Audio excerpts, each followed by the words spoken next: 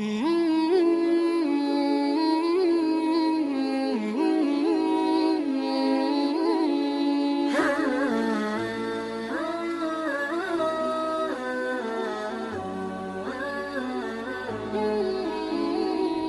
لله الكبير المتعال ذي العزة والجبروت والجلال، له الحمد في الأولى والآخرة وله الحكم وإليه الرد والمآل، وأشهد أن لا إله إلا الله وحده لا شريك له، وأشهد أن سيدنا ومولانا محمدا عبد الله ورسوله طيب الخصال صادق الفعال، صلوات الله وسلامه عليه وعلى آله وأصحابه وأزواجه وذريته والآل وسلم تسليما كثيرا كثيرا.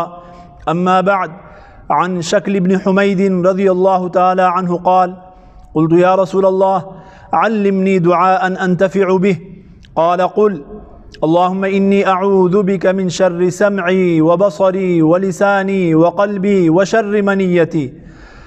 رواہ ابو داود والترمذی. حضرت شکل بن حمید رضی اللہ تعالی عنہ نبی کریم صلی اللہ علیہ وسلم کے صحابی ہیں. فرماتے ہیں کہ میں نے آپ صلی اللہ علیہ وسلم سے ایک دن عرض کیا: یا رسول اللہ، مجھے کوئی ایسی جامع معنی دعا سکھا دیجئے کہ جو مجھے نفع دے اور وہ دعا میں کرتا رہوں. آپ صلی اللہ علیہ وسلم نے ان کو بہت ہی بہترین دعا بتائی. ہم اور آپ سب کو اس کا اہتمام کرنے کی ضرورت ہے، اور خاص کر فتنوں کے اس دور میں کہ ہر وقت انسان اپنے ایمان کے اوپر ڈرتا رہتا ہے. بہت ہی زبردست دعا ہے، انسان اس کا اہتمام کرے، اس کا ترجمہ یاد کرے اور اس کے مفہوم کو ذہن میں رکھ کر دعا کرے.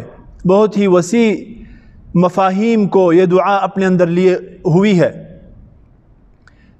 کیا دعا ارشاد فرمائی؟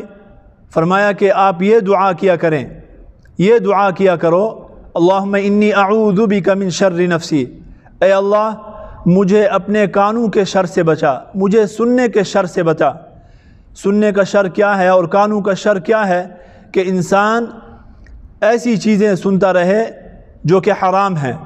حرام چیزوں کے سننے کے اندر انسان لگا رہے، چاہے وہ گانے بجانے ہوں، موسیقی ہو، یا کسی کی غیبت ہو، جھوٹ ہو، ایسی مجلسیں ہوں کہ جن کے اندر یہ ساری خرافات ہوتی ہیں، یا کسی کو گالیاں دی جاتی ہیں اور فحش باتیں ہوتی ہیں. ان تمام چیزوں کے سننے سے یا اللہ میری حفاظت فرما.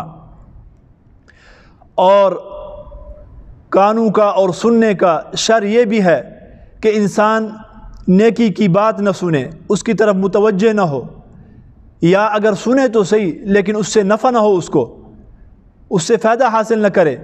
نیکی کی بات سن رہا ہے، مجالس میں اور علماء کی مجالس میں بیٹھا ہوا ہے، وعظ و نصیحت سن رہا ہے، قرآن کریم سن رہا ہے، لیکن اس سے اس کو نفع نہیں ہو رہا، تو یہ بھی کانوں کا شر ہے.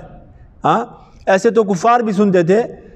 اللہ رب العزت نے ان کی صفت بیان کی: وَلَهُمْ آذَانٌ لَا يَسْمَعُونَ بِهَا، کہ کفار کے کان تو ہیں لیکن وہ سنتے نہیں ہیں. حالانکہ وہ سن تو رہے تھے، سنتے تو تھے، لیکن وہ سننا جو ان کو نفع دے اور وہ ایمان لائیں آپ صلی اللہ علیہ وسلم پر اور کفر و شرک سے توبہ کریں، وہ والا سننا ان کو حاصل نہیں تھا. تو ایسے سننے سے بھی اللہ رب العزت بچائے کہ جو مفید نہ ہو. دوسرے نمبر پر ارشاد فرمایا: وَبَصَرِي، یا اللہ مجھے آنکھ کے شر سے محفوظ فرما، کہ غلط جگہ پر آنکھ استعمال نہ ہو، حرام جگہوں پر استعمال نہ ہو، آنکھ بد نظری نہ کرے، بازار کے اندر باہر جاتی ہے ادھر ادھر استعمال نہ ہو. اور اسی طرح آج جو جدید فتنے آ گئے ہیں، یہ موبائل کا فتنہ ہے، ہر وقت انسان کے ہاتھ میں ہوتا ہے، انسان ضرورت کے لیے استعمال کرتا ہے، لیکن وہاں پر انسان اپنی آنکھ کو اپنے کنٹرول میں رکھے، غلط جگہ پر آنکھ جو ہے نا استعمال نہ ہو، غلط چیزیں نہ دیکھیں. آنکھ تو اللہ رب العزت نے دی تھی، کس لیے دی تھی؟ افلا ينظرون الى الابل كيف خلقت والى السماء كيف رفعت والى الجبال كيف نصبت والى الارض كيف سطحت.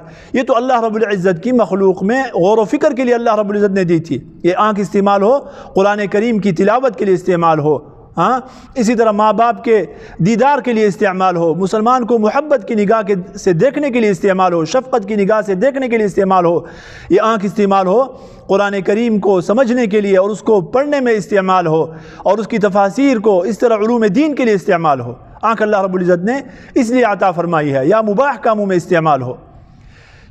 اسی طرح اس آنکھ کو انسان دیکھتا ہے، انسان کو یا کسی مسلمان کو دیکھتا ہے اور حقارت کی نگاہ سے دیکھتا ہے، تو یہ بھی آنکھ کا غلط استعمال ہے، یا اللہ اس سے بھی میری حفاظت فرما۔ تیسرے نمبر پر ارشاد فرمایا وَلِسَانِي، اور یا اللہ مجھے اپنی زبان کے شر سے ہی محفوظ فرما۔ زبان کا شر سب کو معلوم ہے کیا ہے، کہ زبان فحش بات کرتی ہے، زبان کسی کی غیبت کرتی ہے، جھوٹ بکتی ہے، یا یہ ہے کہ کسی کو گالی دیتی ہے، یا غلط الفاظ جو ہے وہ زبان سے استعمال ہوتے ہیں، ایسے الفاظ جو ہے وہ زبان سے نکلتے ہیں جو کہ اگلے مسلمان کے دل کو زخمی کر دیتے ہیں، اور مسلمان کو تکلیف دینے کا جو ہے نا وہ سبب بنتے ہیں۔ تو یا اللہ مجھے زبان کے شر سے یا محفوظ فرما۔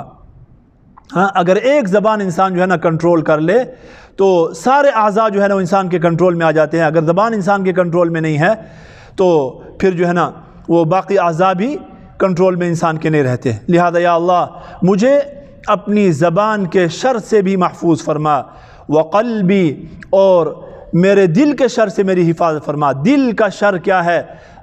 کہ دل کے اندر جو صحیح عقیدہ ہے وہ خراب ہو جائے، غلط عقیدہ جگہ پکڑ لے، شرک کا عقیدہ، اور جو ہے نا مختلف جو ہے نا جو فاسد خیالات ہیں یا جو فاسد عقیدے ہیں، غلط عقیدے ہیں، وہ دل کے اندر جو ہے نا گھر کر لیتے ہیں، یا الحاد گھر کر لیتا ہے۔ اس قسم کی چیزیں اگر دل کے اندر آ جاتی ہیں تو یہ دل کا شر ہے۔ اسی طرح دل کی بیماریاں جو ہیں، حسد ہے، کینہ ہے، بغض ہے، اور جو ہے مسلمان کے بارے میں جو ہے نفرت ہے، اس کے بارے میں غلط سوچنا ہے، منفی سوچیں ہیں، یہ ساری دل کے ساتھ متعلق ہیں۔ تو ان تمام، اور حب جاہ ہے، حب مال ہے، یہ ساری دل کی بیماریاں ہیں، دل کے امراض ہیں۔ یا اللہ ان تمام کے شر سے یا اللہ میری دل کی بھی حفاظت فرما۔ کتنی زبردست قسم کی دعا ہے میرے محترم دوستو، اللہ رب العزت ہمیں توفیق عطا فرمائے۔ اور پھر فرمایا آخری چیز اور پانچویں چیز ارشاد فرمائی وَشَرِّ منی، یا اللہ میری منی کے شر سے بھی میری حفاظت فرما۔ کہ یہ جو منی ہے ہر انسان کو دی ہوئی ہے اللہ رب العزت نے، یہ جب اپنی یہ پیٹھ میں جب جمع ہوتی ہے اور جب یہ جوش کرتی ہے اور اس کو حلال کی کوئی جگہ اگر نہیں ملتی تو پھر یہ حرام کی طرف سوچتی ہے، اگر اللہ کا خوف نہ ہو تو پھر یہ حرام کی طرف جو ہے نا وہ جاتی ہے۔ اور جب یہ منی غلط استعمال ہوتی ہے اور اس کو غلط استعمال کیا جاتا ہے تو پھر تمام اعضاء جو ہے نا وہ گناہ کے اندر مبتلا ہو جاتے ہیں۔